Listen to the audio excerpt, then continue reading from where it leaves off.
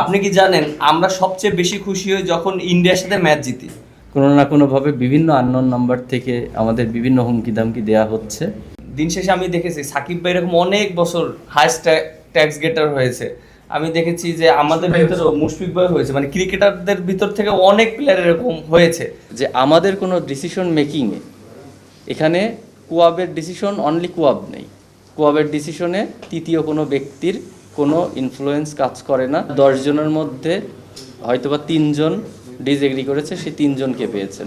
বাকি 7 জন যদি এগ্রি করে, আমার কোন দিকে যাওয়া উচিত? প্রসঙ্গটা ওইভাবেই ছিল যে আমরা যখনই টাকাটা পাই ক্রিকেট বোর্ড থেকে আমাদের ট্যাক্সটা কেটেই দেওয়া হয়, এবং আমার কাছে মনে হয় যে আমরাই ক্রিকেটাররা ট্যাক্সটা প্রপারভাবে দেই। এটা আসলে নেগেটিভিটি না, এটা আমি এমনভাবে রিপ্রেজেন্ট করার চেষ্টা করেছি যে ট্যাক্স তো এটা ভালো জিনিস।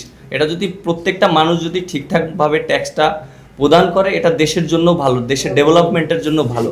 বাট আমাদের সেক্টর থেকে যে আমরা যে ট্যাক্সটা দেই, এই জিনিসটা আমি বার্তাটা দিতে চেয়েছি। এবং বাইরে কি হয় এটা আমার তো ওই রকম নলেজ নেই। তো আমার কাছে মনে হয় যে এই প্রশ্নটা আপনারা কেন তামিম ইকবালকে করেন না। আমার মনে হয় এই জিনিসটা একটু আপনারা তামিম ইকবালের সাথে ক্লিয়ারিফাই করে নিন, কারণ এখানে অনলি তামিম ইকবালের রোল ছিল যখন আমরা নতুন করে কোয়াপটা গঠন করি, তখন মিঠু ভাইও কিন্তু আমাদের একজন ইলেকশন কমিশনার ছিল। তখন সবার উদ্দেশ্য ছিল কি, একটা নতুন কোয়াপ তৈরি করা। সবাই কিন্তু একই উদ্দেশ্যে কাজ করেছে।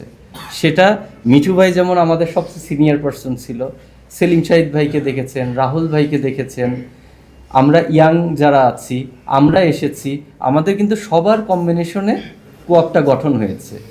সেই সময় আপনি যদি বলেন ওই সময় তার একটা রোল ছিল, আমি টোটালি এগ্রি। বাট এখন আমি 100% গ্যারান্টি দিয়ে বলতে পারি যে আমাদের কোনো ডিসিশন মেকিংয়ে এখানে কোয়াবের ডিসিশন অনলি কোয়াব নেই, কোয়াবের ডিসিশনে তৃতীয় কোনো ব্যক্তির কোনো ইনফ্লুয়েন্স কাজ করে না, এবং প্লেয়ারদের স্বার্থ ছাড়া এখানে সেকেন্ড কোনো ইস্যু দেখা হয় না। আমরা জাস্ট আমাদের সম্মানটাকেই কিন্তু রক্ষা করতে চেয়েছি, সেই অধিকার থেকে কথা বলেছি।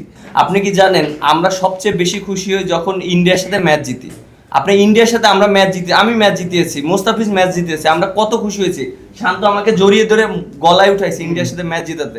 তাহলে আপনারা যারা দর্শকরা কমেন্টস করেন কি আমরা নাকি দেশের এগেনস্টে, কখনোই না ভাই। আমরা যখন দেশের হয়ে খেলি তখন দেশের মানুষের হয়ে ক্রিকেট খেলি, আমরা সবাই একসাথে হয়ে ক্রিকেট খেলি। বাট আমাদেরকে যেভাবে রিপ্রেজেন্ট করা হয়, এটা আমি জানি না সোশ্যাল মিডিয়া বলেন ক্রিকেট বোর্ডের যারা আছে তাদের একটা মিসকমিউনিকেশন হতে পারে।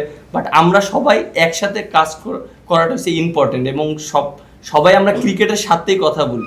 সেই জিনিসটা সবার একটু